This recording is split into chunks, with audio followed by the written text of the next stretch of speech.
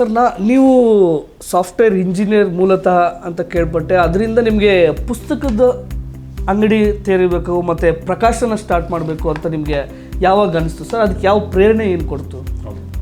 ತುಂಬ ಓದಿದ್ದೆ ಅಂತ ಏನಲ್ಲ, ಬಟ್ ಕೆಲವೊಂದು ಪುಸ್ತಕಗಳು ತುಂಬ ಪ್ರಭಾವಿಸಿದ್ವು. ಈಗ ಕುವೆಂಪುರ ಮಲೆಗಳಲ್ಲಿ ಮದುಮಗಳು, ಎಚ್ ನರಸಿಂಹಯ್ಯರ ಹೋರಾಟದ ಹಾದಿ, ಇದು ನನ್ನ ಬದುಕಿಗೆ ಒಂದು ಸಣ್ಣ ಮಟ್ಟದಲ್ಲಿ ತಿಳುವಳಿಕೆ ಕೊಟ್ಟ, ತಿರುವು ಕೊಟ್ಟ ಪುಸ್ತಕಗಳು ಸರ್. ಅವಾಗಿನ ಪುಸ್ತಕ ಕೊಳ್ಳೋರು ಮತ್ತು ಈಗಿನ ಪುಸ್ತಕ ಕೊಳ್ಳೋರ ಬಗ್ಗೆ ಆಗಲಿ, ಮತ್ತು ಈಗಿನ ಪ್ರೆಸೆಂಟ್ ಸಿಚುವೇಶನ್ನು, ಟೆಕ್ನಾಲಜಿ ಎಲ್ಲ ಬಂದು ಇದನ್ನೆಲ್ಲ ಸೇರಿ ನಿಮಗೆ ಈಗಿನ ಪ್ರಸ್ತುತ ವಿದ್ಯಮಾನಗಳು ಈಗ ಅನಿಸ್ತಿದೆ? ಕರೆಕ್ಟ್. ಹತ್ರ 2010, 11, 12 ಈ ಟೈಮಲ್ಲಿ ಅಂದರೆ 2010 ಕಳೆದು ಒಂದು ಸ್ವಲ್ಪ ದಿನಗಳಲ್ಲೇ ಆನ್ಲೈನ್ ಅದರಲ್ಲಿ ಸಿಕ್ಕಾಬಟ್ಟೆ ಆಯಿತು. ಎಸ್ಪೆಷಲಿ ಫ್ಲಿಪ್ಕಾರ್ಟು, ಅಮೆಝಾನ್ ಅಂತ ಸಂಸ್ಥೆಗಳು ಬಂದು ಡೀಪ್ ಡಿಸ್ಕೌಂಟ್ ಕೊಡೋದು. ಅಂದರೆ ಅವರು ಆಲ್ಮೋಸ್ಟ್ ಈ ಸ್ವತಂತ್ರ ಪುಸ್ತಕದ ಅಂಗಡಿಗಳನ್ನ ಮುಳುಗಿಸ್ಬೇಕು ಅನ್ನೋದು ಉದ್ದೇಶ ಇಟ್ಕೊಂಡೇ ಬಂದು ಅನ್ಸುತ್ತೆ.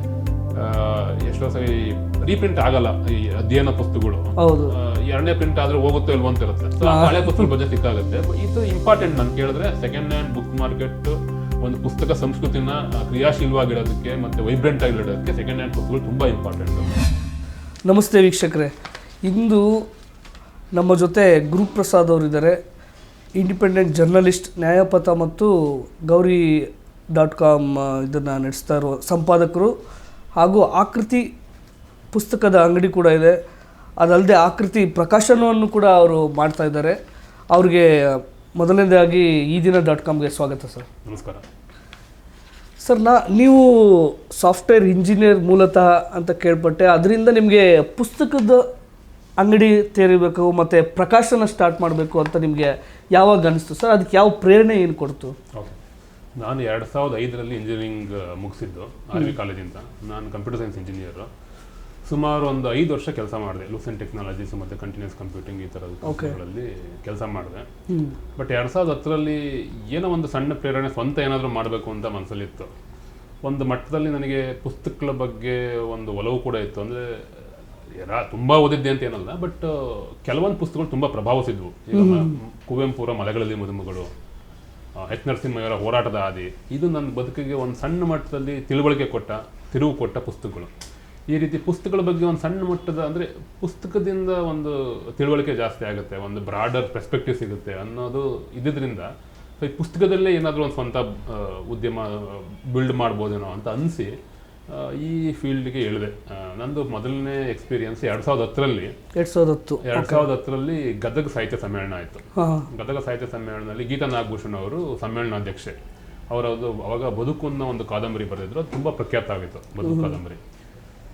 ಆಗ ಅಲ್ಲಿ ನಾನು ಫಸ್ಟ್ ಟೈಮ್ ನನ್ನ ಬುಕ್ ಸೆಲ್ಲಿಂಗ್ ಎಕ್ಸ್ಪೀರಿಯನ್ಸ್ ಅಲ್ಲೊಂದು ಸ್ಟಾಲ್ ಹಾಕಿದೆ. ಅಲ್ಲಿ ಸುಮಾರು ಜನ ಕನ್ನಡ ಪಬ್ಲಿಷರ್ಸ್ಗಳ ಹತ್ರ ಹೋಗಿ ಪುಸ್ತಕಗಳು ಕೊಂಡ್ಕೊಂಡು ಈ ಥರ ಹೇಳಿದ್ದೆ, ಹೊಸದಾಗಿ ಒಂದು ಪುಸ್ತಕದ ಅಂಗಡಿ ಮಾಡಬೇಕು ಅಂತಿದ್ದೀನಿ. ಸುಮಾರು ಜನ ಹೆಲ್ಪ್ ಮಾಡಿದ್ರು, ಕೆಲವರು ದುಡ್ಡು ತಗೊಂಡು ಕೊಡೋ, ಕೆಲವರು ಕ್ರೆಡಿಟಲ್ ಪುಸ್ತಕಗಳು ಕೊಟ್ಟರು. ಅಲ್ಲವಾಗಿ ಪುಸ್ತಕಗಳು ಹಾಕಿ ಹಾಗೆ ಅಲ್ಲಿ ಎಷ್ಟೊಂದು ಜನ ಬಂದಿದ್ದು ಪಬ್ಲಿಷರ್ಸ್ನ ಪರಿಚಯ ಮಾಡಿಕೊಂಡು, ಅಲ್ಲಿ ಪರಿಚಯ ಆಗಿದ್ದು ಒಂದು ಇಂಪಾರ್ಟೆಂಟ್ ಅಥವಾ ಪ್ರಮುಖವಾದ ಹೆಸರು ಅಂದರೆ ಲೋಹಿಯಾ ಪ್ರಕಾಶನ ಚನ್ನಬಸವಣ್ಣ ಅವರು. ಅವಾಗ ಆ ಬದುಕು ಕಾದಂಬರಿ ಪಬ್ಲಿಷರ್ಸ್ ಕೂಡ. ಅವ್ರು ನಮ್ಮ ಅಂಗಡಿ ಪಕ್ಕದಲ್ಲ, ಒಂದು 2-3 ಅಂಗಡಿ ಪಕ್ಕದಲ್ಲಿದ್ದರು. ಅಲ್ಲವಾಗಿ ತರೋದು, ಬದುಕು ಕಾದಂಬರಿ ತರೋದು, ಮಾರೋದು, ಈ ಥರದ್ದು ಒಂದು ಎಕ್ಸ್ಪೀರಿಯನ್ಸ್ ಅಲ್ಲಿ ನನಗೆ ಪುಸ್ತಕ ಮಾರಾಟದಲ್ಲಿ ಒಂದು ಒಳ್ಳೆ ಅನುಭವ ಆಯ್ತು ಅಲ್ಲಿ ಗದಗ ಸಾಹಿತ್ಯ ಸಮ್ಮೇಳನದಲ್ಲಿ. ಅದು ಹಾಗೆ ಒಂದು ಸ್ವಲ್ಪ ಉತ್ಸಾಹ ಬೆಳೆದು ಅಷ್ಟೊತ್ತಿಗೆ ಆಕೃತಿ ಪುಸ್ತಕ ಅಂತ ಒಂದು ಅಂಗಡಿ ಮಾಡಬೇಕು ಅಂತ ಅಂದ್ಕೊಂಡಿದ್ದೆ ರಾಜಾಜಿನಗರದಲ್ಲಿ. ಯಾಕಂದರೆ ಬೆಂಗಳೂರು ನಾರ್ತಲ್ಲಿ ಅವಾಗ ಅಷ್ಟು ಪುಸ್ತಕದ ಅಂಗಡಿಗಳು ಇರಲಿಲ್ಲ. ಇದ್ರೂ ಚಿಕ್ಕ ಪುಟ್ಟದ್ದು ಪುಸ್ತಕದ ಅಂಗಡಿಗಳಿತ್ತು. ಅದು ಆದಷ್ಟು ಜಾಸ್ತಿ ಸೌತಲ್ಲೇ ಕಾನ್ಸಂಟ್ರೇಟ್ ಆಗಿತ್ತು. ಈ ಕಡೆ ಒಂದು ಪ್ರಯತ್ನ ಮಾಡೋಣ ಅಂತ ಬೆಂಗಳೂರು ನಾರ್ತಲ್ಲಿ, ಅಂದರೆ ಗದಗಿಂದ ಬಂದ ಮೇಲೆ ಒಂದು ಅಂಗಡಿಗಳು ಬಹುಶಃ ಅಷ್ಟೊತ್ತು ನೋಡ್ತಾ ಇದ್ದೆ ಅನ್ಸುತ್ತೆ. ಯಾವುದೋ ಒಂದು ಅಂಗಡಿ ಸೆಟ್ ಆಗಿತ್ತು. ಅಲ್ಲಿ ಒಂದು ಪುಸ್ತಕದ ಅಂಗಡಿ ಮಾಡಿದೆ. ಕನ್ನಡ, ಇಂಗ್ಲೀಷು, ಹಳೆಯದು ಹೊಸದು 4 ರೀತಿಯಲ್ಲಿ. ಅಂದರೆ ಹಳೆ ಪುಸ್ತಕಗಳು ಕನ್ನಡ, ಹಳೆ ಪುಸ್ತಕಗಳು ಇಂಗ್ಲೀಷು, ಹಳೆ ಪುಸ್ತಕಗಳು ಕನ್ನಡ, ಇಂಗ್ಲೀಷು, ಹಳೆ ಪುಸ್ತಕ ಹೊಸದು ಎರಡು ಇಟ್ಬಿಟ್ಟು ಅಲ್ಲಿ ಶುರು ಮಾಡಿದೆ, ಅಂಗಡಿ ಶುರು ಮಾಡಿದೆ. ಈಗ ನೀವು ಅಂಗಡಿ ಈ ಥರ ಶುರು ಆಯಿತು. ಈಗ ನೀವು 2010 ಅಂತ ಹೇಳಿದ್ರಿ. ಈಗ 2025 ನೀವು ಅಲ್ಲಿ ಸಾಹಿತ್ಯ ಸಮ್ಮೇಳನದಲ್ಲಿ ಶುರು ಮಾಡಿದ್ದು. ಈಗ ಮೊನ್ನೆ ರೀಸೆಂಟಾಗಿ ಕನ್ನಡ ಸಾಹಿತ್ಯ ಸಮ್ಮೇಳನ ಮಂಡ್ಯದಲ್ಲೂ ಆಯಿತು. ಸೊ ಇವೆರಡರ ಅನುಭವ ನಿಮ್ಗೆ ಯಾವ ಥರ ಇದೆ ಸರ್? ಅವಾಗಿನ ಪುಸ್ತಕ ಕೊಳ್ಳೋರು ಮತ್ತು ಈಗಿನ ಪುಸ್ತಕ ಕೊಳ್ಳೋರ ಬಗ್ಗೆ ಆಗಲಿ, ಮತ್ತು ಈಗಿನ ಪ್ರೆಸೆಂಟ್ ಸಿಚುವೇಶನ್ನು, ಟೆಕ್ನಾಲಜಿ ಎಲ್ಲ ಬಂದು ಇದನ್ನೆಲ್ಲ ಸೇರಿ ನಿಮಗೆ ಈಗಿನ ಪ್ರಸ್ತುತ ವಿದ್ಯಮಾನಗಳು ಈಗ ಅನಿಸ್ತಿದೆ? ಕರೆಕ್ಟ್. ಈಗ 2010ರಲ್ಲಿ ಶುರು ಮಾಡಿದಾಗ ನಮಗೆ ಇಷ್ಟು ಆನ್ಲೈನ್ ಅಸಾಲ್ಟ್ ಇಷ್ಟು ಇರಲಿಲ್ಲ ನಮಗೆ. ಓಕೆ. ಸಾಮಾನ್ಯವಾಗಿ ಜನರು ಪುಸ್ತಕದ ಅಂಗಡಿಗಳಿಗೆ ಪುಸ್ತಕ ಹೊಡ್ಕೊಂಬರೋರು, ಮತ್ತು ಬ್ರೌಸ್ ಮಾಡೋರು, ಅವ್ರಿಗೇನು ಪುಸ್ತಕ ಬೇಕು ನೋಡಿ ಕೇಳಿ ಚರ್ಚೆ ಮಾಡಿ ಒಂದ್ಸಲಿ ಸಜೆಸ್ಟ್ ಮಾಡಿ ಅಂತ ಕೇಳಿ ಪುಸ್ತಕಗಳು ಕೊಂಡ್ಕೊಳ್ತಾ ಇದ್ದಾರೆ. ಬಟ್ ಹತ್ರ 2010, 11, 12 ಈ ಟೈಮಲ್ಲಿ ಅಂದರೆ 2010 ಕಳೆದ ಒಂದು ಸ್ವಲ್ಪ ದಿನಗಳಲ್ಲೇ ಆನ್ಲೈನ್ ಅದರಲ್ಲಿ ಸಿಕ್ಕಾಬಟ್ಟೆ ಆಯಿತು. ಎಸ್ಪೆಷಲಿ ಫ್ಲಿಪ್ಕಾರ್ಟು, ಅಮೆಝಾನ್ ಅಂತ ಸಂಸ್ಥೆಗಳು ಬಂದು ಡೀಪ್ ಡಿಸ್ಕೌಂಟ್ ಕೊಡೋದು. ಅಂದರೆ ಅವರು ಆಲ್ಮೋಸ್ಟ್ ಈ ಸ್ವತಂತ್ರ ಪುಸ್ತಕದ ಅಂಗಡಿಗಳನ್ನ ಮುಳುಗಿಸ್ಬೇಕು ಅನ್ನೋದು ಉದ್ದೇಶ ಇಟ್ಕೊಂಡೇ ಬಂದು ಅನ್ಸುತ್ತೆ. ಯಾಕಂದರೆ ಅದು ಅಕ್ರಾಸ್ ದಿ ವರ್ಲ್ಡ್ ಈ ಥರ ಅಮೆಝಾನ್ ಮಾಡಿರೋ ಸಣ್ಣ ಸಣ್ಣ ಪುಸ್ತಕದ ಅಂಗಡಿ ಆಗಲಿ, ಬೇರೆ ಬೇರೆ ರಿಟೇಲ್ ಶಾಪ್ಗಳು ಕೂಡ ಅವು ಮಾಡಿರೋ ಆಫರ್ಗಳ ಬಗ್ಗೆ ತುಂಬ ಚರ್ಚೆ ಆಗಿದೆ. ಅದೇನು ಹೊಸದು ಅಲ್ಲ. ಬಟ್ ಆ ಅಸಾಲ್ಟ್ನ ಅವಾಗ ಎದುರಿಸೋಕೆ ಸ್ವಲ್ಪ ಕಷ್ಟನೇ ಆಯಿತು. ನಾವು ದಿನ ಹೇಳ್ಬೇಕಾಗಿತ್ತಿಲ್ಲ, ಬನ್ನಿ ಪುಸ್ತಕದ ಅಂಗಡಿಗಳು ಬನ್ನಿ ಕೊಂಡ್ಕೊಳ್ಳಿ ಅಂತ. ಯಾಕಂದರೆ ಇಂಗ್ಲೀಷ್ ಪುಸ್ತಕಗಳಂತೂ ಅನ್ಬಿಲೀವಬಲ್ 50% 60% ಡಿಸ್ಕೌಂಟ್ ಹೊಡೆಯೋದು, ನಾವು 10% ಡಿಸ್ಕೌಂಟ್ ಕೊಡ್ತಾ ಇರ್ತೀವಿ.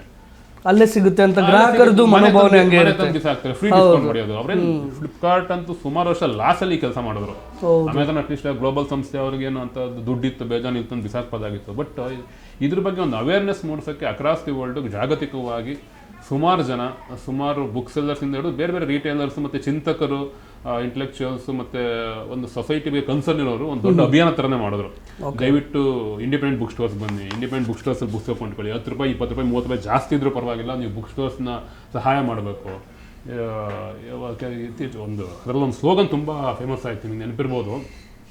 Don't buy books from billionaire, buy books from book sellers ಅಂತ ಒಂದು ಸ್ಲೋಗನ್ ಬ್ಯಾಗ್ ಮೇಲೆ ಪ್ರಿಂಟ್ ಮಾಡಿ ಹೇಳಿದ್ದು, ಈ ಥರದೊಂದು ಪೋಸ್ಟ್ ಕಾರ್ಡ್ಗಳು ಮಾಡಿದ್ದು, ಅದೆಲ್ಲ ತುಂಬ ಸಹಾಯ ಆಯಿತು. ಅಂದರೆ ಜನಕ್ಕೆ ಒಂದು ಸ್ವಲ್ಪ ಸಣ್ಣ ಮಟ್ಟದ ಅವೇರ್ನೆಸ್ ಬರೋಕ್ಕೆ ಶುರುವಾಯಿತು. ಬಹುಶಃ ನಾನು ಅಮೆಝಾನ್ಗೆ ಹೋಗಿ ಸರ್ಚ್ ಮಾಡಿದ್ರೆ ನನಗೆ ಬೇಕಾದ ಸರ್ಚ್ ಮಾಡುವಂಥ ಅವಕಾಶ ಅಂದರೆ ಅದು ಹೇಳುತ್ತೆ, ಅಯ್ಯೋ ನಿಮ್ಗೆ ಎಲ್ಲ ಅವಕಾಶ ಇದೆ, ಏನು ಬೇಕೋ ಸರ್ಚ್ ಮಾಡ್ಬೋದು ಅಂತ. ಬಟ್ ಅವನು ಅದನ್ನು ಏನು ತೋರಿಸ್ತೆ ನಿಮಗೆ, ನೋಡಿದ ತಕ್ಷಣ ನಿಮ್ಗೆ ಅಲ್ಲಿ ಏನು ಕಾಣಿಸುತ್ತೆ, ಅವ್ನು ಯಾವ ಥರ ಮ್ಯಾನಿಪುಲೇಟ್ ಮಾಡ್ತಾನೆ. ಸಾಮಾನ್ಯವಾಗಿ ನೀವು ಅಮೆಝಾನ್ ಹೊಡೀರಿ, ಈ ಬುಕ್ ಕೊಂಡ್ಕೊಂಡು ಬರೀ ನಿಮಗೆ ಪಾಪ್ಯುಲರ್ ಟೈಟ್ಲ್ಗಳು, ಆದಷ್ಟು ಈ ಸೆಲ್ಫ್ ಹೆಲ್ಪ್ ಟೈಟ್ಲ್ಗಳು, ಈ ಥರದ್ದೇ ನಿಮಗೆ ಪುಷ್ ಮಾಡುತ್ತೆ ಹೊರತು ಒಂದು ಸೊಸೈಟಿನ ಸಮಗ್ರವಾಗಿ ಅರ್ಥ ಮಾಡ್ಕೊಳ್ಳೋವಂಥದ್ದು ಅಥವಾ ಪ್ರಭುತ್ವಕ್ಕೆ ಸವಾಲು ಎಸೆಯುವಂಥದ್ದು ಅಥವಾ ನಮ್ಮ ತಿಳುವಳಿಕೆನ ಜಾಸ್ತಿ ಮಾಡುವಂಥದ್ದು ಮತ್ತು ಈ ಕ್ಯಾಪಿಟಲಿಸ್ಟ್ ಎನ್ವಿರಾನ್ಮೆಂಟ್ನ ಪ್ರಶ್ನೆ ಮಾಡಿ ಒಂದು ಸಮಾಜದ ಬೇಕು ಅಂತ ಒಂದು ಆಸಕ್ತಿ ಉಳ್ಳೋವಂಥ ಅಥವಾ ಅದ್ರ ಬಗ್ಗೆ ಚರ್ಚೆ ಮಾಡಿರೋವಂಥ ಪುಸ್ತಕಗಳನ್ನ ಅದು ಅಷ್ಟು ಸಜೆಸ್ಟ್ ಮಾಡಲ್ಲ. ಅಂದರೆ ಅದು ಎದ್ದು ತೋರಿಸಲ್ಲ, ಇದ್ಕೊಂಡು ಅಂತ ಹೇಳಲ್ಲ. ಬಟ್ ಅಟ್ಲೀಸ್ಟ್ ಪುಸ್ತಕದ ಅಂಗಡಿ ನಿಮ್ಗೆ ಅವಕಾಶ ಇರುತ್ತೆ. ಯಾಕಂದರೆ ಪುಸ್ತಕದ ಅಂಗಡಿಯಲ್ಲಿ ಸಾಮಾನ್ಯವಾಗಿ ಆ ಥರದ ಪುಸ್ತಕದ ಮಾರಾಟಕ್ಕೆ ಬರೋರು ಸಾಮಾನ್ಯವಾಗಿ ಆ ಥರದ ಧೋರಣೆ ಉಳ್ಳವರೇ ಬರ್ತಾರೆ. ಮತ್ತು ಆ ಥರದ ಪುಸ್ತಕಗಳನ್ನ ಜಾಸ್ತಿ ನಿಮಗೆ ಡಿಸ್ಪ್ಲೇ ಕೊಡ್ತಾರೆ. ಜನಕ್ಕೆ ಬಂದಾಗ ಬ್ರೌಸ್ ಮಾಡಿದಾಗ ಆ ಥರ ಪುಸ್ತಕಗಳು ಕಣ್ಣಿಗೆ ಸಿಗುತ್ತೆ. ನೀವು ಮಾತಾಡ್ತೀರಾ, ಕೇಳ್ತೀರಾ, ಪುಸ್ತಕ ಮುಟ್ಟು ನೋಡ್ತೀರಾ, ಒಂದು ಬ್ಲರ್ ಓದ್ತೀರಾ, ಅಲ್ಲೂ ಹೇಳ್ತಾನೆ ನೀವು ಬ್ಲರ್ ಓದ್ಬೋದು, 2 ಚಾಪ್ಟರ್ ಓದ್ಬೋದು, ಎಲ್ಲ ಹೇಳ್ತಾನೆ. ಬಟ್ ಡಿಜಿಟಲ್ ಇರೋ ಒಂದು ಮಿತಿ ಅದು ಅಷ್ಟು ನಿಮಗೆ ಸುಲಭವಾಗಿ ಬಿಟ್ಕೊಡಲ್ಲ. ಆ ಮ್ಯಾನಿಪುಲೇಷನ್ ಮೀರೋಕ್ಕೆ ಸುಮಾರು ವರ್ಷಗಳು ಬೇಕಾಯಿತು. ಈಗ 2011-12 ಶುರುವಾಗಿದೆ. 2020 ನಂತರ ಜನ ಸ್ವಲ್ಪ ಮತ್ತೆ ಯೋಚನೆ ಮಾಡೋಕ್ಕೆ ಶುರು ಮಾಡಿದ್ರು. ಬಹುಶಃ ಅಲ್ಲಿ ಕೊಂಡ್ಕೊಳ್ಳೋ ಸರಿಯಲ್ಲ, ಬರಬೇಕು ಅಂಗಡಿಗಳಿಗೆ ವಾಪಸ್ ಬರಬೇಕು ಅಥವಾ ಪುಸ್ತಕ ಮೇಳಗಳಿಗೆ ಹೋಗಬೇಕು, ಬುಕ್ ಸೆಲ್ಲರ್ಸ್ ಜೊತೆ ಒಂದು ಕಾಂಟ್ಯಾಕ್ಟ್ ಡೆವಲಪ್ ಮಾಡ್ಕೋಬೇಕು. ಈ ರೀತಿ ಆಗ್ತಾ ಅಟ್ಲೀಸ್ಟ್ ಒಂದು 5-6 ವರ್ಷ ಆಗಿದ್ದ ನಮಗೆ ಒತ್ತಡನ ಇತ್ತೀಚೆಗೆ ಸ್ವಲ್ಪ ಈಸ್ ಆಗ್ತಾ ಇದೆ. ಜನ ಮತ್ತೆ ಪುಸ್ತಕದ ಅಂಗಡಿಗಳು ಬರ್ತಾ ಇದ್ದಾರೆ. ಬೇರೆ ಬೇರೆ ದೇಶಗಳಲ್ಲಿ ಕೂಡ ಎಕ್ಸ್ಪೀರಿಯನ್ಸ್ ಇದೆ. ಎಷ್ಟೊಂದು ಪುಸ್ತಕದ ಅಂಗಡಿಗಳು ಮುಚ್ಚಿದ್ದ ಅಂಗಡಿಗಳು ಓಪನ್ ಆಗ್ತಾ ಇದೆ, ಹೊಸ ಅಂಗಡಿಗಳು ಬರ್ತಾ ಇದೆ. ಎಷ್ಟೊಂದು ಜನ ಹೊಸಬ್ರು ಪುಸ್ತಕದ ಅಂಗಡಿ ಮಾಡೋಕ್ಕೆ, ಪುಸ್ತಕದ ಆಂಟರ್ಪ್ರಿನರ್ಶಿಪ್ಗೆ, ಬುಕ್ ಸೆಲ್ಲಿಂಗ್ ಆಂಟರ್ಪ್ರಿನರ್ಶಿಪ್ಗೆ ತೆರೆದುಕೊಳ್ತಾ ಇದ್ದಾರೆ. ಈ ರೀತಿ ಐ ಥಿಂಕ್ ಇದೊಂದು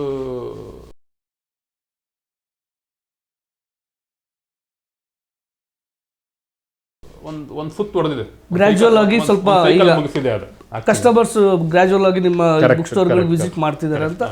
ಅದರ್ವೈಸ್ ಸಮ್ಮೇಳನದ ಬಗ್ಗೆ ಕೇಳಿದ್ರೆ, ಸಮ್ಮೇಳನದ್ದು ಪ್ರತಿಯೊಂದು ಸಾಹಿತ್ಯ ಸಮ್ಮೇಳನೂ ನಮ್ಮ ಕನ್ನಡ ಪುಸ್ತಕ ಮಾರಾಟಗಾರರಿಗೆ ಮತ್ತು ಕನ್ನಡ ಪುಸ್ತಕ ಪ್ರಕಾಶಕರಿಗೆ ಒಂಥರ ಜೀವ ಜಲದ ಥರ. ಅಂದರೆ ವರ್ಷದೊಂದ್ಸಲಿ ಆಗುತ್ತೆ. ಸುಮಾರು ಲಕ್ಷಾಂತರ ಜನ ಬರ್ತಾರೆ. ಜನ ಪುಸ್ತಕಗಳನ್ನ ಹುಡ್ಕೊಂಡ್ ಬರ್ತಾರೆ, ಪುಸ್ತಕದ ಅಂಗಡಿಗಳು ಭೇಟಿ ಕೊಡ್ತಾರೆ, ಸಾವಿರಾರು ರೂಪಾಯಿ ಪುಸ್ತಕಗಳನ್ನ ಕೊಂಡ್ಕೊಳ್ತಾರೆ.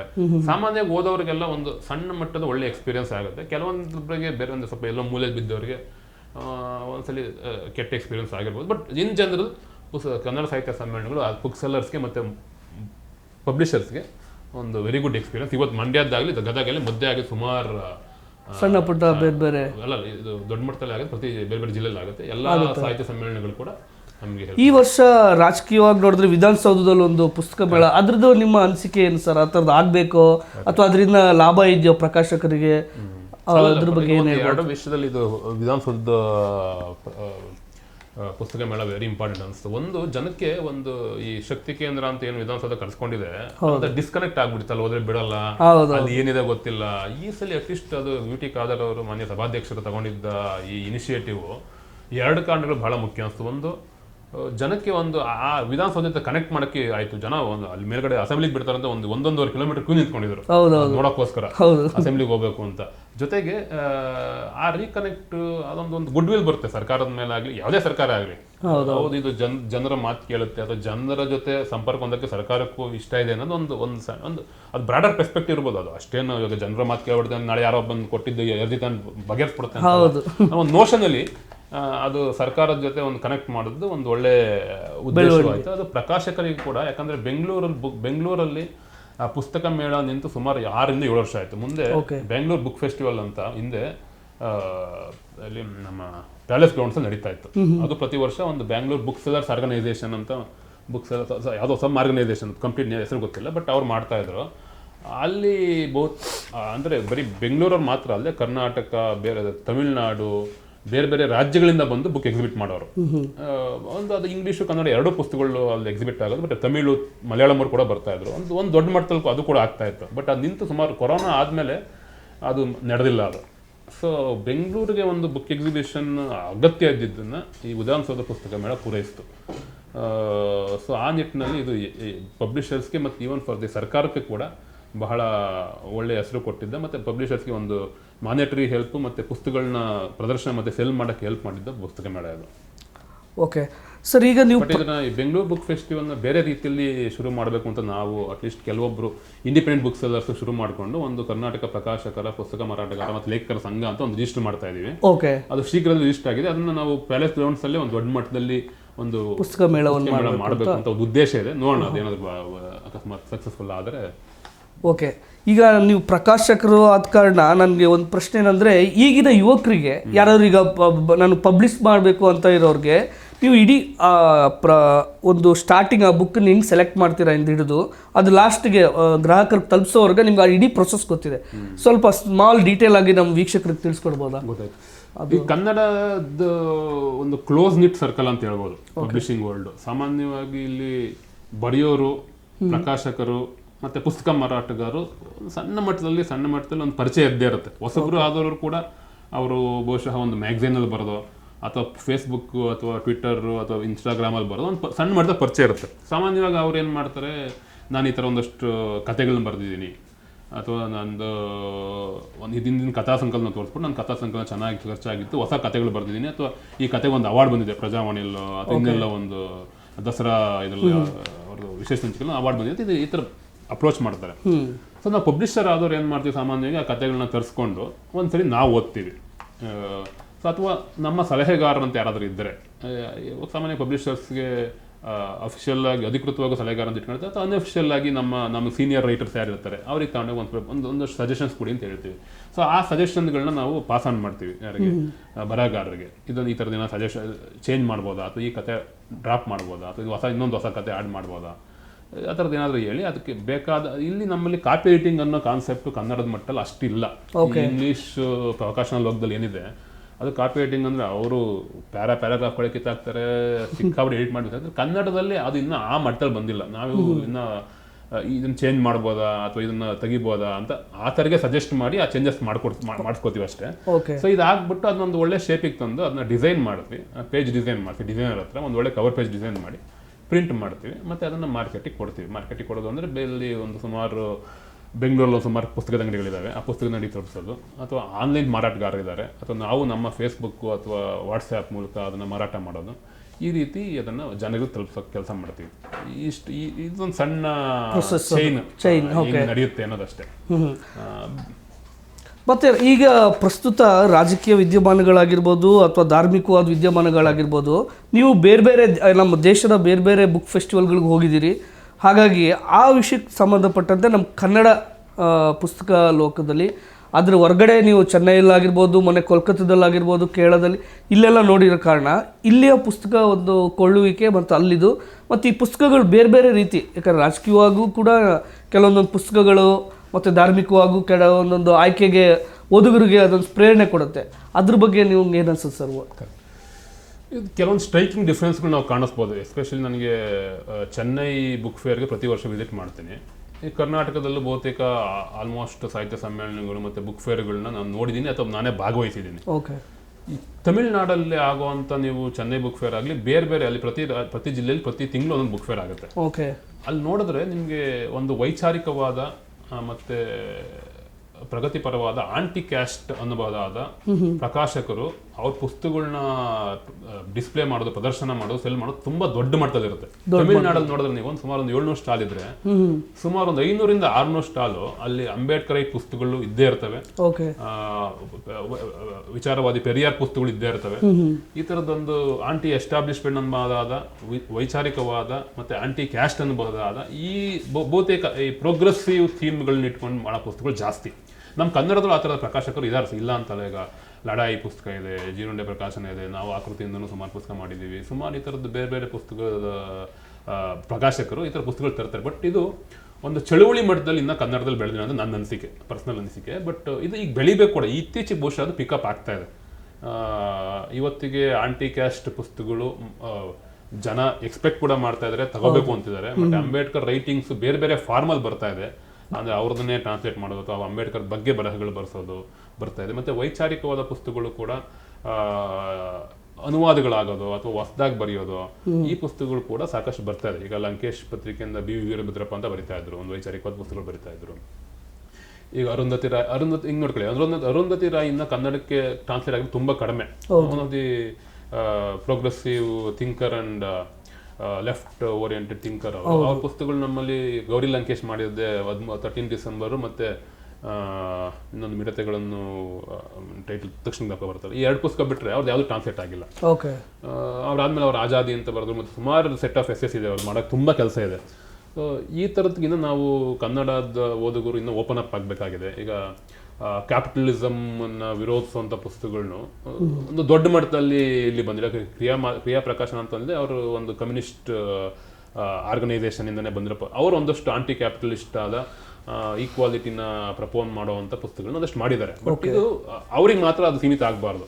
ಜನರಲ್ ಪಬ್ಲಿಷರ್ಸ್ ಬೇರೆ ಕೂಡ ಈ ಈಕ್ವಾಲಿಟಿನ ಅಥವಾ ಇನ್ಈಕ್ವಾಲಿಟಿನ ಅಪೋಸ್ ಮಾಡುವಂಥ ಪುಸ್ತಕಗಳು ದೊಡ್ಡ ಮಟ್ಟದಲ್ಲಿ ತರಬೇಕಾಗಿದೆ. ಈಗ ಥಾಮಸ್ ಪಿಕೆಟಿ ಅಂತ ಇನ್ಈಕ್ವಾಲಿಟಿ ವಿರುದ್ಧ ಸಿಕ್ಕಾಪಟ್ಟೆ ದೊಡ್ಡ ಪುಸ್ತಕಗಳು ಬರೆದಿದೆ, ಅಂದರೆ ಜನಪ್ರಿಯವಾದ ಪುಸ್ತಕಗಳು ಬರೆದಿದ್ದಾರೆ.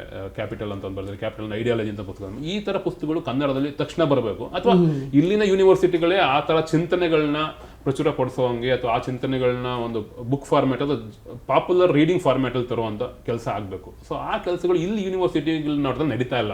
ಆ್ಯಕ್ಚುಲಿ ಆ ಥರ ಚಿಂತನೆಗಳು ಇಲ್ಲಿ ಅಷ್ಟು ಬರ್ತಾ ಇಲ್ಲ. ಅದು ಆ ಕ್ರೈಸಿಸ್ ಬಹುಶಃ ಬೇರೆ ನನ್ನ ಪ್ರಕಾಶನ ಲೋಕದಿಂದ ಡಿಫ್ರೆಂಟ್ ಆದ ಚರ್ಚೆ ಅದು. ಬಟ್ ಇಲ್ಲಿ ಆ ಥರದ ಪುಸ್ತಕಗಳು ಬರ್ತಾರೆ ಅನ್ನೋ ಒಂದು ಅದು. ಸೊ ಪಬ್ಲಿಷಿಂಗ್ ಕೂಡ ಆ ದೊಡ್ಡ ಮಟ್ಟದಲ್ಲಿ ಈ ಥರದ ಚರ್ಚೆಗಳು ಇನ್ನೂ ತೆರ್ಕೊಂಡಿಲ್ಲ. ಬಟ್ ಇನ್ನು ಮುಂದಿನ ದಿನಗಳಲ್ಲಿ ಇನ್ನೂ ಆಗುತ್ತೆ ಅಂತ ನನ್ನ ಅನಿಸಿಕೆ ಇದೆ. ಓಕೆ.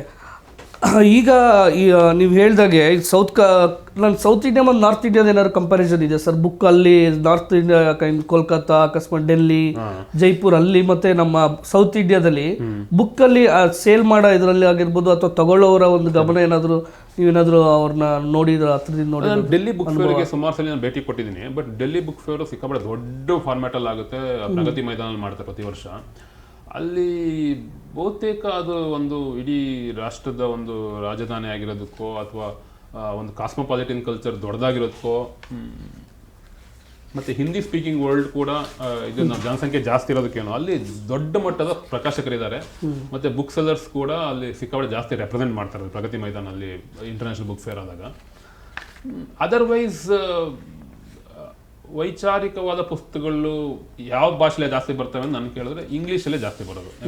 ಅಕ್ರಾಸ್ ವರ್ಲ್ಡ್ ಓದ್ತಾರೆ ಇಂಗ್ಲೀಷಲ್ಲಿ. ಅದೊಂದು ಅದನ್ನ ಮತ್ತು ಮೋಸ್ಟ್ಲಿ ಇವತ್ತಿಗೆ ಇಂಗ್ಲೀಷ್ ಸ್ಕಾಲರ್ಶಿಪ್ ಅಕ್ರಾಸ್ ದಿ ಭಾರತಾದ್ಯಂತ ಕೂಡ ಬೆಳೀತಾ ಇದೆ.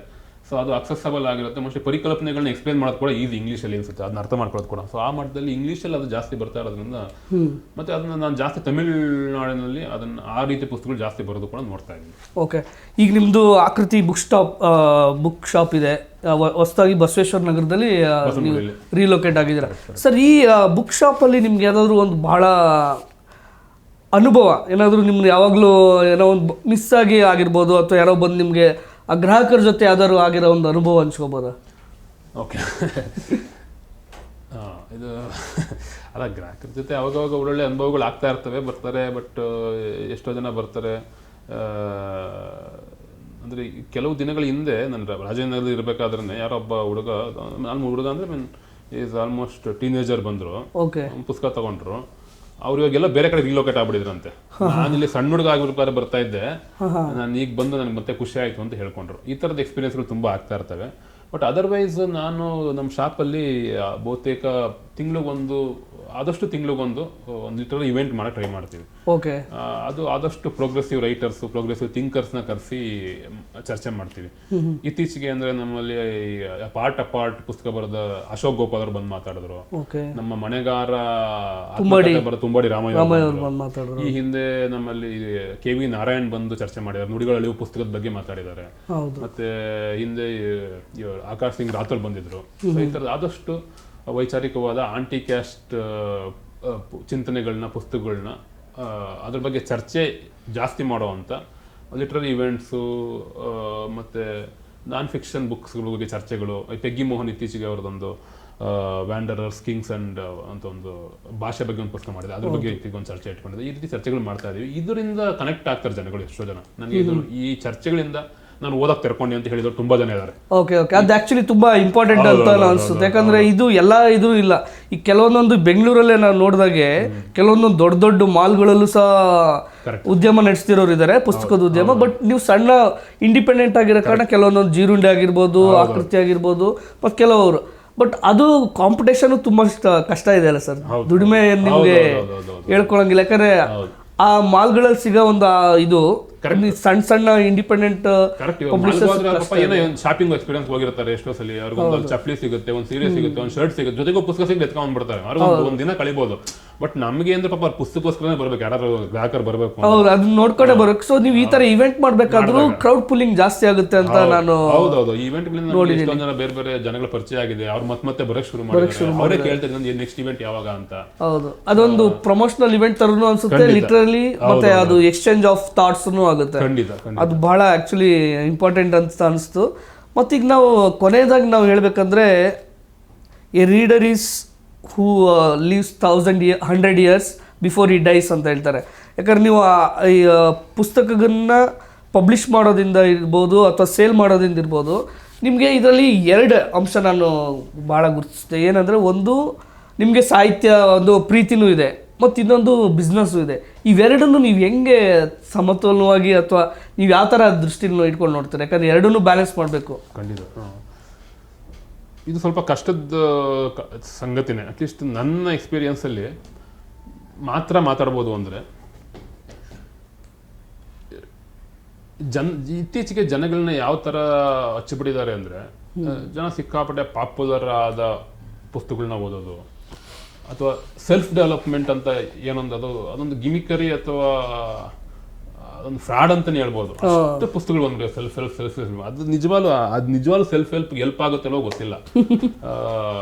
ಆ ಥರದ ಪುಸ್ತಕಗಳನ್ನ ಓದೋದು, ಅಥವಾ how to become rich in 2 days 3 days ಅಂತ ಈ ಥರದ ಪುಸ್ತಕಗಳು. 30 days ಅದು ಬೇಡ, ಅದು ಅಟ್ಲೀಸ್ಟ್ ಯುಟಿಲಿಟಿ ಪುಸ್ತಕ, ಯೂಸ್ ಆಗುತ್ತೆ. ಬಟ್ ನೀವು 30 ದಿನದಲ್ಲಿ ಸಾಹುಕಾರ ಆಗ್ಬಿಡ್ತೀರಾ ಅಂದ್ರೆ ಹಂಗಾಗಿದೆ, ಎಲ್ಲರೂ ಆಗ್ಬಿಡ್ಬೇಕಾಗಿತ್ತು. ಈ ತರ ಪುಸ್ತಕಗಳು ತುಂಬಾ ಬೇಡಿಕೆ ಇದೆ. ಪ್ಲಸ್ ಇನ್ನೊಂದು, ಈ ಕಮ್ಯುನಲ್ ಓರಿಯೆಂಟೆಡ್ ಆದ ಕೆಲವು ರೈಟರ್ ಇದ್ದಾರೆ, ಅವ್ರ ಪುಸ್ತಕಗಳು ಕೂಡ ಸಿಕ್ಕಾಪಟ್ಟೆ ಬೇಡಿಕೆ ಇದೆ. ಆ ಥರ ಕೆಲವರು ಅಂಕಣಕಾರರಿದ್ದಾರೆ. ಅಂದ್ರೆ ಒಂದು ಪ್ರಚೋದನೆ ಕೊಡೋದು, ಇನ್ನೊಂದು ರಿಲಿಜಿಯನ್ ಅಥವಾ ಇನ್ನೊಂದು ಜಾತಿನ ದ್ವೇಷ ಮಾಡೋದು, ಅಂದ್ರೆ ಒಂದು ದೊಡ್ಡ ಥಾಟ್ ಪ್ರೋಸೆಸ್ನ ಕ್ರಿಯೇಟ್ ಮಾಡ್ತಾರೆ. ಅಂದ್ರೆ ಅದು ನೆಗೆಟಿವ್ ಥಾಟ್ ಪ್ರೋಸೆಸ್ನ ಕ್ರಿಯೇಟ್ ಮಾಡುವಂಥ ಲೇಖಕರು, ಅಂಥವ್ರು ಕೂಡ ತುಂಬಾ ಡಿಮ್ಯಾಂಡ್ ಇದೆ. ಬಟ್ ನನಗೆ ಅದೇ ಚಾಲೆಂಜ್. ಇವಾಗ ನಾನು ನಂಬಿರೋ ತತ್ವಗಳನ್ನ ಅನುಸರಿಸಬೇಕಾದ್ರೆ ಈ ತರ ಪುಸ್ತಕಗಳನ್ನ ನಾನು ಮಾರ್ಬೋದಾ? ಬಟ್ ಇದು ನಮಗೆ ಉಳ್ಕೊಳ್ಳೋಕೆ ಇದ್ರೆ ಎಷ್ಟೊಂದ್ಸಲಿ ಪುಸ್ತಕಗಳು ಈ ತರ ಕೇಳ್ಕೊಂಬರೋರು ಇದ್ದಾರೆ. ಈ ಡೈಲೆಮಾ ಅಥವಾ ಈ ಡೈಕಾಟಮಿ ಇದು ನಮಗೆ ಯಾವತ್ತು ಕಾಡ್ತಾನೆ ಇರುತ್ತೆ. ಸೊ ನಾನು ಆದಷ್ಟು ಈ ಸರಿ ಮಾಡ್ಬೇಕಾದ್ರೆ ಕ್ಯೂರೇಟೆಡ್ ಪುಸ್ತಕಗಳನ್ನ ಇಟ್ಟೆ. ಈ ತರ ಪುಸ್ತಕಗಳನ್ನ ಇಡಬಾರ್ದು ಅಂತ ಆದಷ್ಟು ಡಿಲೀಟ್ ಮಾಡಿದ್ದೀನಿ. ಬಟ್ ಸಮ್ಟೈಮ್ಸ್ ಇದು ಹೆಂಗಾಗ್ಬಿಡುತ್ತೆ ಅಂದ್ರೆ, ನಾನು ಪಾಪ್ಯುಲರ್ ಆದ ಓದುಗರನ್ನ ಓದಬಾರ್ದು ಅಂತ ಹೇಳ್ತೇನೆ. ಇವಾಗ ನನಗೆ ಯಾರು ತುಂಬಾ ಪಾಪ್ಯುಲರ್, ಅವ್ನು ಯಾಕೆ ಓದಬೇಕು ಅಂತ, ಚೇತನ್ ಭಗತ್ ಯಾಕೆ ಓದಬೇಕು ಅನ್ಸುತ್ತೆ, ಅಥವಾ ಸುಧಾಮೂರ್ತಿನ ಏನು ಸಿಗುತ್ತೆ ನಿಮ್ಗೆ ಅಂತ ಅನ್ಸುತ್ತೆ. ನಮ್ಮ ಕುವೆಂಪು ಓದಿದ್ರೆ ಸಾಕಲ್ವಾ, ಕಾರಂತರ ಓದಿದ್ರೆ ಸಾಕಲ್ವಾ, ಯಾಕೆ ಸುಧಾಮೂರ್ತಿನ ಓದ್ತಾರೆ ನಮ್ಗೆ ಅನ್ಸುತ್ತೆ. ಬಟ್ ಅದು ನಾವು ಜಡ್ಜ್ ಮಾಡ್ಬೋದು ಆ ಥರ. ಈಗ ಯಾರು ಅವ್ರ ಔಕೆ ಜಡ್ಜ್ ದಟ್ ಅವ್ರು ಸುಧಾಮೂರ್ತಿ ಓದಬಾರ್ದು ಅಥವಾ ಚೇತನ್ ಭಗತ್ ಓದಬಾರ್ದು, ನಾನು ಹೆಂಗೆ ಜಡ್ಜ್ ಮಾಡಲಿ, ಇದು ಡೈಲಮಾ ಇರುತ್ತೆ. ಸೊ ಇಲ್ಲಿ ಎಲ್ಲ ಒಂದು ಬ್ಯಾಲೆನ್ಸ್ನ ಟ್ರೈ ಮಾಡ್ತೀವಿ. ಅಂದ್ರೆ ಇವಾಗ ಸುಧಾಮೂರ್ತಿ ಬಂದ್ರೆ ಇಲ್ಲ ಹೋಗಪ್ಪ ಅಂದೇನಂಗ ಸುಧಾಮೂರ್ತಿನೂ ಕೊಟ್ಟು ಇಲ್ಲ ಇದ್ರ ಬದಲು ನೀವು ಇದು ಬಿಟ್ಬಿಟ್ಟು ಯಾಕೆ ನೀವು ಕಾರಂತನ ಓದಬಾರ್ದು, ಇದು ಬಿಟ್ಟು ಯಾಕೆ ಕುವೆಂಪುನ ಓದಬಾರ್ದು, ಇದು ಬಿಟ್ಟು ಯಾಕೆ ನೀವು ದೇವನೂರು ಓದಬಾರ್ದು, ಯಾಕೆ ಕುಸುಮ ಬಾಲ ಟ್ರೈ ಮಾಡಬಾರ್ದು, ಯಾಕೆ ಒಡ್ಲಾಳ ಓದಬಾರ್ದು ಅಂತ ಹೇಳಕ್ಕೆ ಟ್ರೈ ಮಾಡ್ತಾ ಇರ್ತೀವಿ. ಆದಷ್ಟು ಆದ್ರೆ ಕಂಪ್ಲೀಟ್ ರೈಟ್ ವಿಂಗ್ ಅಂತ ಅಥವಾ ಬಲಪಂಥೀಯ ಅಂದ್ರೆ ಯಾವ್ದು ಕೋಮು ಪ್ರಚೋದನೆ ಮಾಡುತ್ತೆ, ಯಾವುದು ಜನಾಂಗೀಯ ದ್ವೇಷನ ಹುಟ್ಟಿಸುತ್ತೆ, ಈ ತರ ಪುಸ್ತಕಗಳನ್ನ ಆದಷ್ಟು ಅವಾಯ್ಡ್ ಮಾಡಬೇಕು ಅನ್ನೋದು ನನ್ನ ಅಟ್ಲೀಸ್ಟ್ ನನ್ನ ಪರ್ಸನಲ್ ಆದ ಅಭಿಪ್ರಾಯ. ಅದನ್ನ ಟ್ರೈ ಮಾಡ್ತಾ ಇದ್ದೀನಿ ಕೂಡ ಇವತ್ತಿಗೂ. ಓಕೆ, ನಾನು ಇನ್ನೊಂದು ಇದು ನಿಮ್ಮ ಆಕೃತಿ ಬುಕ್ಸ್ ಇದನ್ನ ನೋಡಿದ್ರೆ ನೀವು ಸೆಕೆಂಡ್ ಹ್ಯಾಂಡ್ ಅಂದರೆ ಹಳೆ ಪುಸ್ತಕಗಳನ್ನು ಮಾರ್ತೀರಾ, ಮತ್ತಿದ್ರ ಹೊಸದು ಇದು ಈಗ ಹೊರಗಡೆಯವ್ರಿಗೆ ಒಂಥರ ನೀವು ಕೆಂಗಣ್ಣಿಗೆ ಗುರಿ ಆಗ್ತಿದ್ದೀರಾ ಅಂತ ನಾನು ನೋಡಿದ್ದೀನಿ, ಕೇಳಿದ್ದೀನಿ. ಅದ್ರ ಬಗ್ಗೆ ನಿಮ್ಗೆ ಏನು ಅನಿಸುತ್ತೆ? ಈಗ ಮಾರ್ಬಹುದಾ ಅದು ಅದೇನಾಗುತ್ತೆ? ಈಗ ಹಳೆ ಪುಸ್ತಕಗಳ ಬಗ್ಗೆ ಒಂಥರ ಜನಕ್ಕಂತೂ ವಿಚಿತ್ರವಾದ ಕುತೂಹಲ ಇದೆ, ಆಸಕ್ತಿ ಇದೆ. ಅದು ಹೆಂಗೆ ಅಂತ ಹೇಳಕ್ಕಾಗಲ್ಲ ಎಷ್ಟೋ ಸಲ. ಈಗ ಅದು ಒಂದು ಭಾವನಾತ್ಮಕ ನೆಲೆಯಲ್ಲಿ ಹಳೆ ಪುಸ್ತಕಗಳ ಬಗ್ಗೆ ಆಕರ್ಷಣೆ ನನಗೂ ಇದೆ. ಅಂದ್ರೆ ಇವಾಗ ಯಾವುದೋ ಫಸ್ಟ್ ಎಡಿಷನ್ ಪುಸ್ತಕ ಇದ್ರೆ ತಗೋಬೇಕು ಅಂತ ನನಗೆ ಅನ್ಸುತ್ತೆ. ಹಾರ್ಡ್ ಬೌಂಡ್ ಪುಸ್ತಕಗಳು ಫಸ್ಟ್ ಎಡಿಷನ್ ಕುವೆಂಪು ಸಿಕ್ಬಿಟ್ರೆ ನನಗೇನೋ ಒಂಥರ ಚಿನ್ನ ಸಿಕ್ತಂಗೆ ಆಗುತ್ತೆ. ಯಾರಕ್ಕೆ ಬಿಡಿ ಅದು ಒಂದಲ್ವೇ ಅಂದ್ರೆ ಇವಾಗ ಇರೋದು ಒಂದೇ ಟೆಕ್ಸ್ಟ್ ಅಂದ್ರೆ ನನಗೆ ಮಾತಾಡಕ್ಕೆ ಏನು ಸಿಗಲ್ಲ ಆಕ್ಚುಲಿ. ಅದೊಂದು ಭಾವನಾತ್ಮಕ ನೆಲೆ. ಅದು ಏನೋ ಫಸ್ಟ್ ಎಡಿಷನ್ ಬಂತು, ಫಾಂಟ್ಸ್ ಚೆನ್ನಾಗಿದೆ ಅನ್ಸುತ್ತೆ, ಚೆನ್ನಾಗಿದೆಯೋ ಅಥವಾ ಇವತ್ತಿನ ಫಾಂಟ್ ಚೆನ್ನಾಗಿರುತ್ತೆ, ಬಟ್ ನನಗೆ ಅದು ಆ ಥರ ಫೀಲ್ ಬರುತ್ತೆ. ಅದು ಜನಗಳಲ್ಲಿ ಸಾಮಾನ್ಯವಾಗಿದೆ.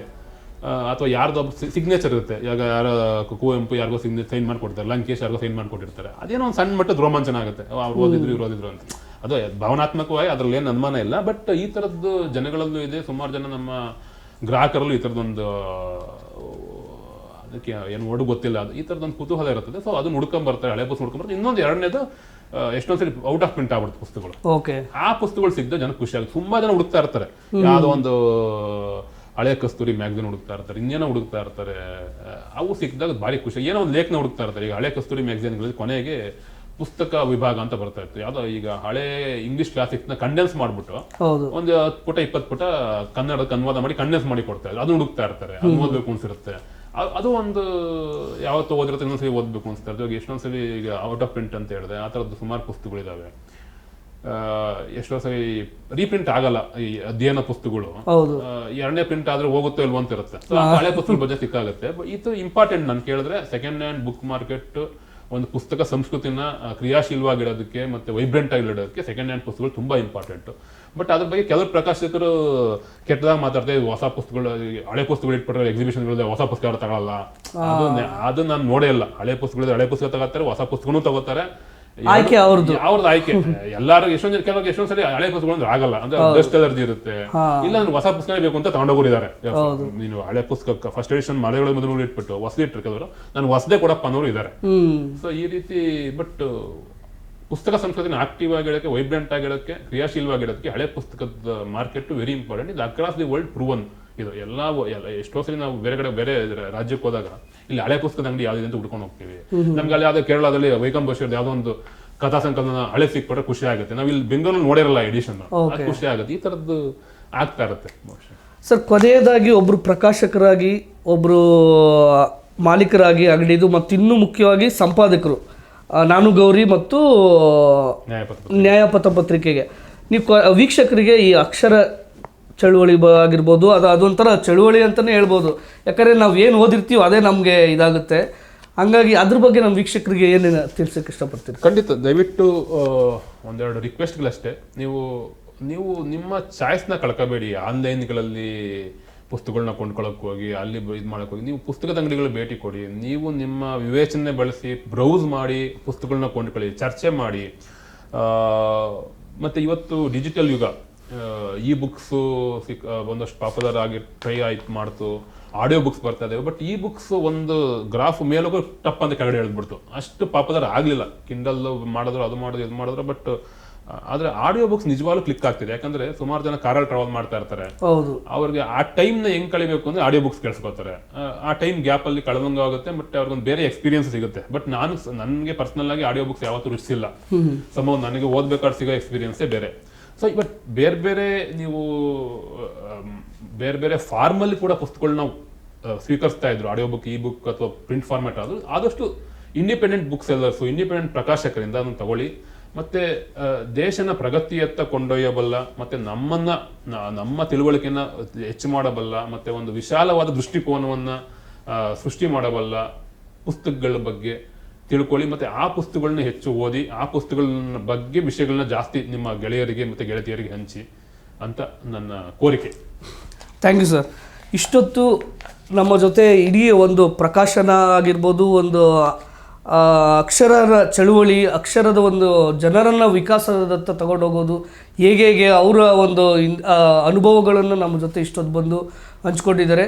ಪ್ರೀತಿಯ ಅಭಿನಂದನೆಗಳು ಸರ್ ನಿಮಗೆ. ಮತ್ತು ನಾಡ್ದು ಕೊಟಗಾನಹಳ್ಳಿ ರಾಮಯ್ಯ ಸರ್ದು ದರ್ಗಾಮಾಳದ ಚಿತ್ರಗಳು ಕೂಡ ನಿಮ್ಮ ಪ್ರಕಾಶನದ ಬರ್ತಿದೆ, ಅದಕ್ಕೂ ಕೂಡ ಆಲ್ ದ ಬೆಸ್ಟ್ ನಾನು ತಿಳಿಸ್ತಾ, ಮಂಗಳವಾರ 9ನೇ ತಾರೀಕು, ಏಪ್ರಿಲ್ 8ನೇ ತಾರೀಕು ಸಂಜೆ 4:15 ಬುಡ್ಡಿದೀಪದಲ್ಲಿ ಬಿಡುಗಡೆ ಆಗ್ತಿದೆ. ಆ ಮುಂದೆ ಬರುವ ಎಲ್ಲ ಪುಸ್ತಕಗಳಿಗೂ ಆಲ್ ದ ಬೆಸ್ಟ್ ಹೇಳ್ತಾ, ನಮ್ಮ ಈ ನಿಮ್ಮ ಟೈಮ್ ನಮ್ಮ ಜೊತೆ ಹಂಚ್ಕೊಂಡಿದ್ದಕ್ಕೆ ಧನ್ಯವಾದಗಳು ಸರ್. Thank you.